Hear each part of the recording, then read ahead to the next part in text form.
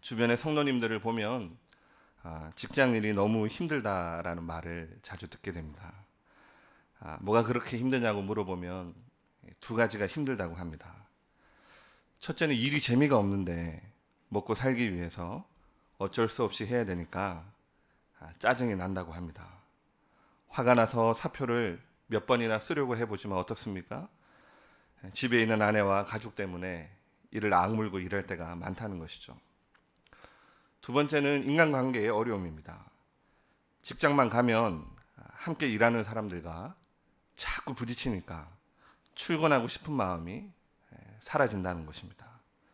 특별히 월요병이 심하다고 합니다. 주일 낮에 예배 때 은혜 많이 받았다가도 주일 저녁이 되기만 하면 내일 출근 생각에 가슴이 두근거리고 또 월요일 출근할 때의 발걸음이 제일 무겁다고 합니다. 물론 일을 즐겁게 할 수 있으면 그것보다 좋은 일은 없을 것입니다. 여러분 제일 행복한 사람이 누구입니까? 좋아하는 것과 직업이 일치하는 사람입니다.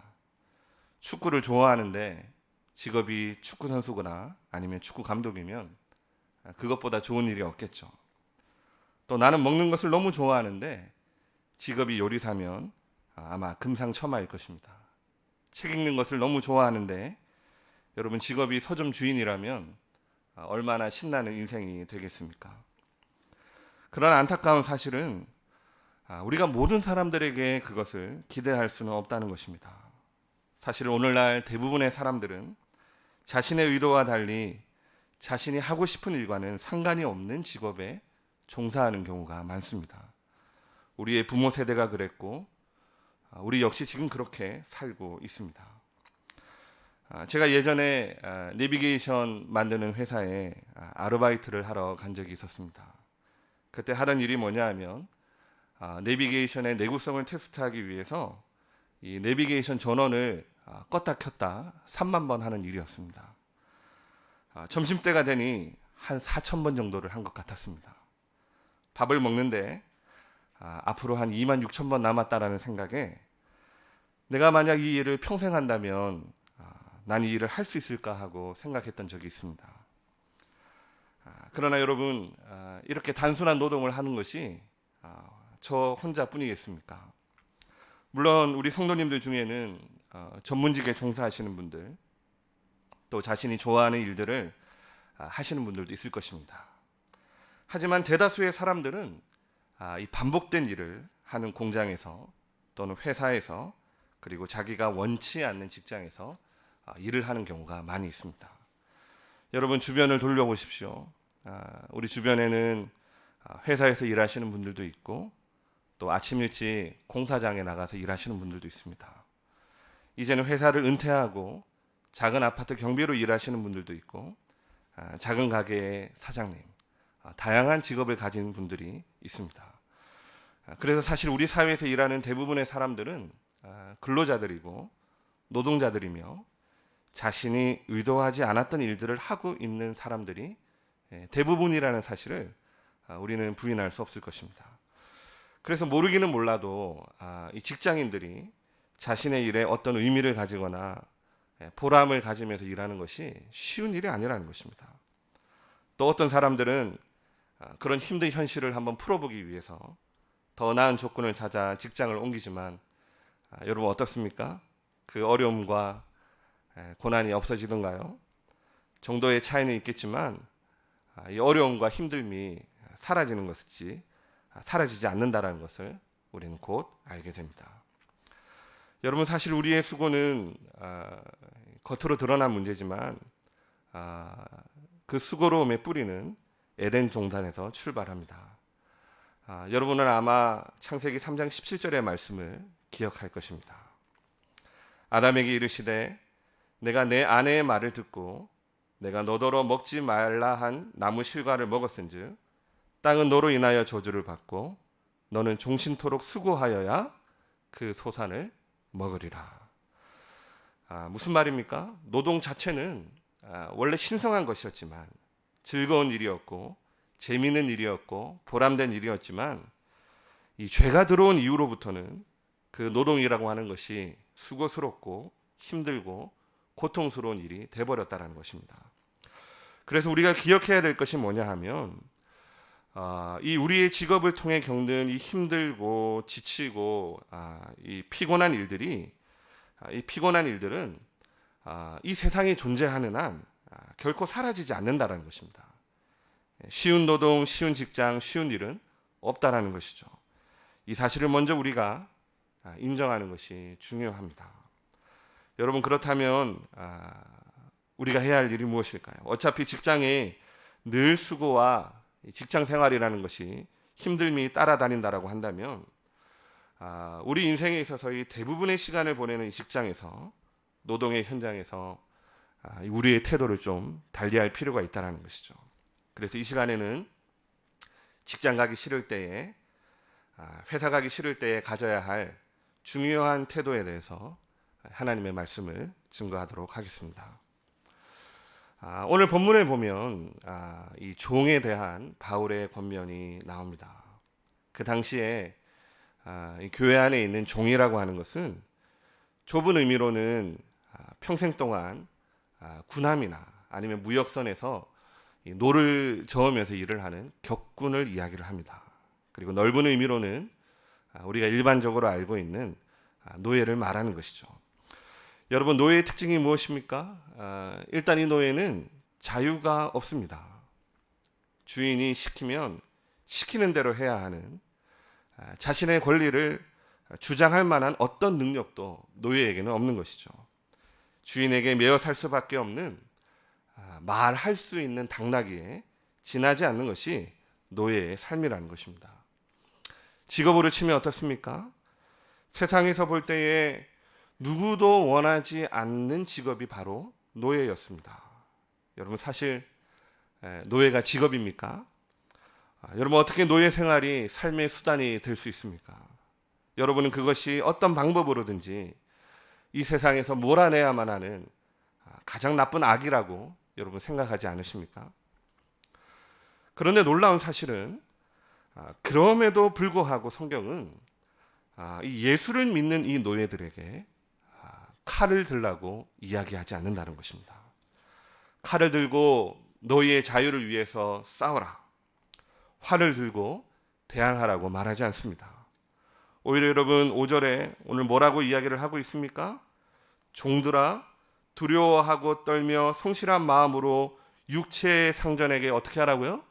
순종하라고 이야기를 하고 있습니다. 그리고 7절에는 너희가 주인을 섬길 때에 기쁜 마음으로 사람을 섬기듯이 하지 말고 하나님을 섬기듯이 섬기면, 8절에 뭐라고 이야기하죠? 너희가 무슨 선을 행하든지, 그러니까 너희의 삶이 비록 노예 생활이라고 할지라도 너희 주인을 하나님 섬기듯이 하면 너희가 주님 앞에 섰을 때에 우리 주님께서 너희가 행했던 그 일로 상급을 주시겠다라고 말씀하고 있는 것입니다. 사랑하는 여러분, 이 사도 바울이 비천한 노예 생활을 하고 있는 이 노예들을 향해 이러한 권면을 할 수 있는 이유가 여러분 무엇입니까? 그것은 아무리 그 사람의 직업이 그 누구도 눈여겨보지 않는 비천한 노예라 할지라도 그 노예가 예수 믿는 사람이 되기만 하면 그 노예의 직업이 하나님께 드려지는 거룩한 일이 된다라는 사실을 사도 바울이 알고 있었기 때문입니다. 노예의 일이 예수 그리스도를 믿고 난 이후에는 상급을 받을 수 있는 거룩한 일로 변한다는 사실을 바울이 알고 있었기 때문이죠. 여러분, 우리가 예수를 믿고 구원을 받는다라는 것이 무엇입니까? 우리가 예수 믿고 받은 은혜가 여러 가지가 있겠지만 그 중에 가장 감사할 수 있는 것은 우리가 하는 일들이, 그리고 우리가 과거에 했던 일들이 하나님께 받아들여지게 되었다라는 사실입니다. 우리가 아직 죄인 되었을 때는, 우리가 아직 하나님을 몰랐을 때는 우리가 하는 일이 우리 눈에는 아무리 선하고 정직하게 보일지라도 그것이 하나님께는 받아들여질 수가 없었습니다. 왜냐하면 우리의 본성이 부패했기 때문이죠. 원죄의 교리에 따라서 우리의 영혼은 부패하고 태어나면서부터 오염되어 있기 때문에 우리가 아무리 정직한다 한들 하나님 앞에서는 100% 정직할 수가 없고, 우리가 아무리 이웃을 사랑한다고 한들 우리의 이웃 사랑이라고 하는 것은 하나님을 만족시킬 만한 100%의 사랑이 될 수 없다는 것이 성경의 일관된 증언이라는 것입니다.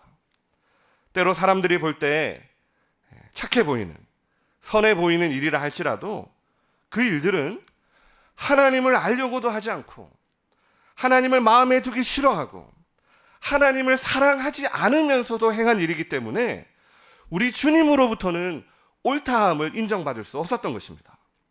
그래서 로마서 3장 23절은 이 세상에 우리 눈에는 선한 일을 하는 사람이 몇몇 있어 보일지라도, 성경은 뭐라고 이야기하죠? 모든 사람이 죄를 범하였음에 하나님의 영광에 이룰 수 없었다라고 선언하고 있는 것입니다. 그러나 여러분, 우리가 믿는 복음이 무엇입니까? 예수님께서 이 땅에 오셔서 죄인된 우리를 위해 십자가에 죽으시고 부활하셨을 때 여러분, 우리에게 놀라운 일이 일어났습니다. 우리 주님께서 십자가에 죽으셨을 때에 예수님께서는 우리의 죄값을 십자가에서 치르신 것뿐만이 아니라 그분의 의를 우리에게 주셨다는 것입니다. 고린도후서 5장 21절은 이렇게 말합니다. 하나님이 죄를 알지 못하신 이를 우리를 대신하여 죄로 삼으신 것은, 그 이유가 뭐라고요? 우리로 하여금 그 안에서 하나님의 의가 되게 하려 하심이라. 아멘. 여러분, 예수님께서 자신의 의를 우리에게 주셨다라는 것이 여러분 무엇을 의미합니까? 이 십자가의 사건을 통해서 과거에는 우리가 아무리 이래도 하나님께 받아들여질 수가 없었는데, 예수를 믿고 난 이후에는 이제는 어떻게 변했다고요? 죄 짓지 않는 이상에는 우리가 하는 모든 일들이 하나님의 의가 우리 안에 있기 때문에, 죄 짓지 않는 이상에는 우리가 하는 모든 일들이 하나님께 받아들여질 수 있는 거룩한 일들이 되도록 하나님이 하셨다는 것입니다. 여러분, 이 일이 누구에게 일어났습니까? 이 예수 그리스도를 구주로 고백하는 모든 사람들에게 여러분 일어난 거예요. 신분의 차이가 있을 수 없고 직업의 차이가 있을 수 없습니다. 여러분, 한 목사님이 새벽마다 교회 나오지 않는 성도들 위해 한 사람 한 사람 눈물을 흘리며 기도합니다. 그리고 밤이 늦도록 말씀을 연구하고 또 성도들을 먹이기 위해 설교를 준비합니다. 여러분, 그리고 여기에 한 청소부가 있습니다. 직업 특성상 새벽부터 나와서 거리를 쓸어야 되기 때문에 피곤한 몸을 잠시 쉬고자 도로 옆에 편의점 의자에 앉아가지고 기도를 하는 것입니다. 하나님, 제가 오늘 새벽 3시부터 나와서 거리를 쓸었는데 하나님이 그래도 쌩쌩 지나가는 차들로부터 저를 보호해 주시고 또 어려운 환경 가운데서도 우리 네 식구 먹고 살 수 있도록 해주셔서 하나님 감사합니다. 오늘 함께 일하는 김 씨가 이제 다음 주면 퇴사를 하는데 오늘 꼭 전도를 하고 싶습니다.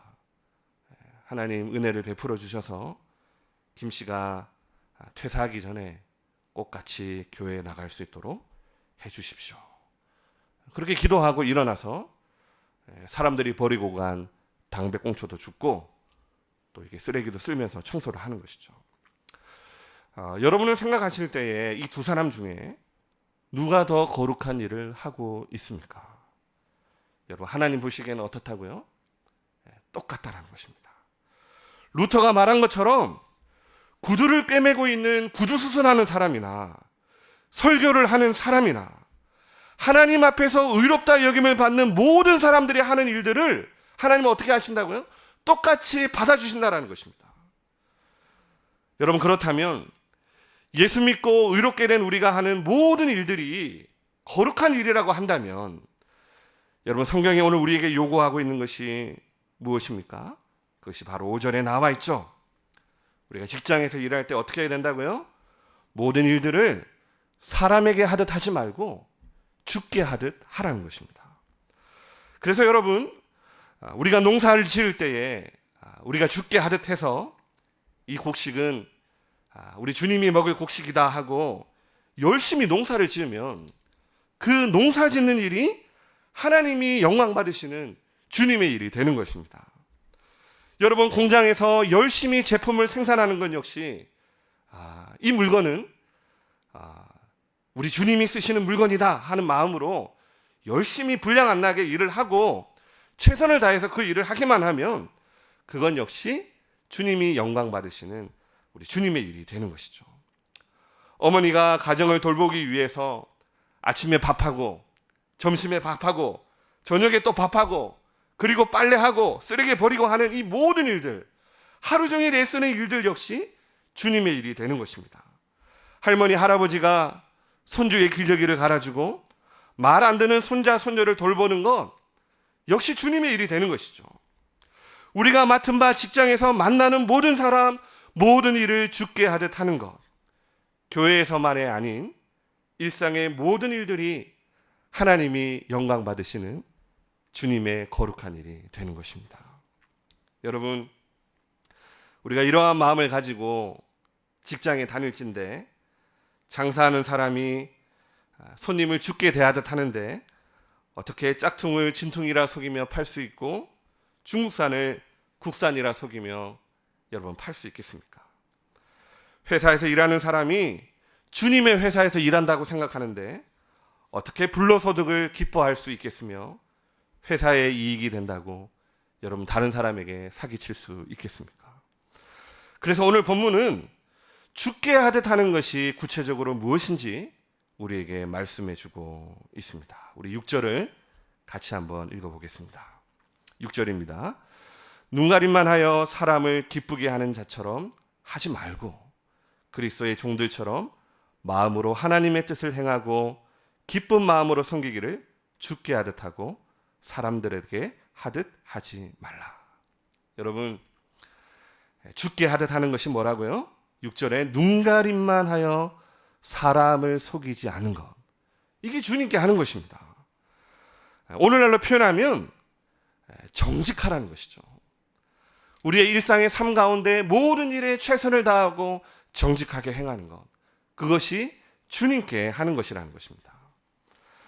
과거에 불만 제로라고 하는 소비자 고발 프로그램에서 중국집 쿠폰에 관한 진실을 보도한 내용을 본 적이 있습니다. 여러분도 아마 경험하셨으리라고 여러분 생각하는데요. 중국집에 짜장면이나 음식을 시키면 쿠폰을 하나씩 줍니다. 그렇죠? 그리고 20장이나 30장을 모으면 뭘 줍니까? 탕수육을 공짜로 줍니다. 그런데 여러분, 그 쿠폰 탕수육에 보면 여러분 재미있는 문구를 아마 발견한 적이 있을 것입니다. 뭐라고 써있죠? 쿠폰에? 쿠폰 전에는 미리 쿠폰이라고 말씀해 주세요. 쿠폰으로 탕수육을 시키시는 분은 미리 쿠폰이라고 이야기를 해달라는 거예요. 여러분, 이상하지 않습니까?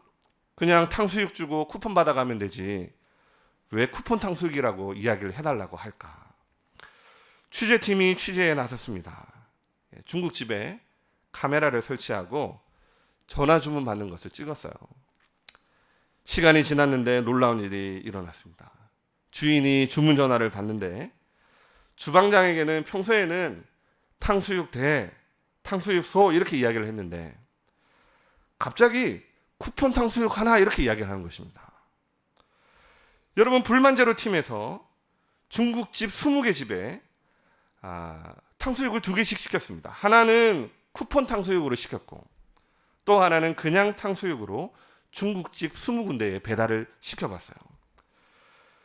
그랬더니 대부분의 중국집에서 온 쿠폰으로 주문한 중국 탕수육이 그냥 시킨 탕수육보다 다 양이 작았습니다. 그런데 여러분, 놀라운 점이 한 가지 있었는데 20집 중에 19개의 중국집이 쿠폰 탕수육이 더 양이 작았는데 유독 한 군데 탕수육집에서 일반 탕수육을 시켰을 때보다 쿠폰으로 시켰을 때 더 많은 탕수육을 준 집이 있었습니다. 취재진이 그 탕수육집을 찾아가서 프로그램의 취지를 설명하고 쿠폰 탕수육에 대한 결과를 말해주면서 물었습니다.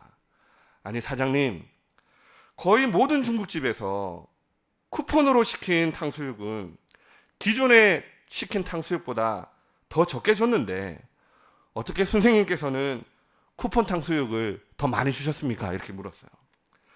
그랬더니 그 중국집 주인이 이렇게 말했습니다. 선생님, 쿠폰으로 탕수육을 시켜 먹는 손님은 우리 집에서 음식을 20번이나 시켜 먹었다라는 이야기인데 너무 감사하지 않습니까? 그래서 저희 집에서는 그 감사한 마음에 쿠폰으로 탕수육을 시키면 그냥 시킨 탕수육보다 탕수육을 더 많이 줍니다. 여러분, 이렇게 이야기를 했다고 합니다. 여러분, 저는 그분이 예수님을 믿는 분인지 모르지만 저는 이분이 직업에 대해서 가지고 있는 태도야말로 눈가림만 하여 사람을 기쁘게 하는 자처럼 하지 말고 그리스도의 종들처럼 마음으로 하나님의 뜻을 행하는 사람이라고 생각합니다. 사랑하는 성도님들, 여러분은 여러분의 일터에서 또는 직장에서 어떤 태도를 가지고 일을 하고 계십니까? 자신이 원하지 않았지만 노예 신분을 가진 채 살 수밖에 없는 사람들에게 바울은 권면하고 있습니다. 그것은 너희가 창이나 활을 들고 그 노예의 속박에서 벗어나라는 것이 아니었습니다. 오히려 내가 속해 있는 환경 가운데서 내가 열심히 일하고 내 주인에게 대하는 모든 일들을 주님께 하듯 하라고 권면하고 있어요. 왜냐하면 비록 노예라는 비천한 삶이라 할지라도 그 노예가 예수 믿는 사람이 되기만 하면 이미 그 노예가 하는 일은 어떻게 된다고요? 하나님께서 받으시는 거룩한 일이 되기 때문입니다. 사랑하는 여러분, 여러분은 예수님께서 우리를 위해 죽으시고 부활하셨음을 여러분 믿으십니까? 만약 여러분이 이 예수를 믿으신다면 여러분은 여러분의 직업과 상황과 형편이 어떠한가에 관계없이 여러분은 여러분이 하는 모든 일들을 우리 주님께서 굉장히 거룩하게 받아주신다는 사실을 여러분은 믿으셔야만 합니다. 그렇다면 여러분, 어떻게 예수 믿는 우리의 직업과 일상이 하나님께 거룩하게 받아들여지게 됩니까? 성경은 오늘 우리에게 어떻게 하라고 한다고요? 주님께 하듯 하라, 이렇게 이야기합니다. 그리고 우리가 모든 일들을 주께 하듯 정직하게 행할 때에 하나님은 우리의 일을 거룩하게 받아주시고 또한 예수 그리스도께서 다시 이 땅에 오실 때에 상급으로 갚아주시겠다라고 약속하고 있습니다. 이제 오늘 또 예배가 끝나게 되면 여러분, 내일부터는 직장에서의 하루가 시작됩니다. 여러분이 가정에서, 학교에서, 직장에서 하는 일들이 거룩한 일이라는 사실을 여러분 잊지 마십시오. 직장에서 하는, 가정에서 하는 모든 일들을 정직한 마음으로, 정직한 마음을 가지고 여러분 행하십시오. 그리고 모든 일들을 주님께 하듯 하여 하나님께 영광을 돌리시는 한 주가 되시기를 주님의 이름으로 축복합니다.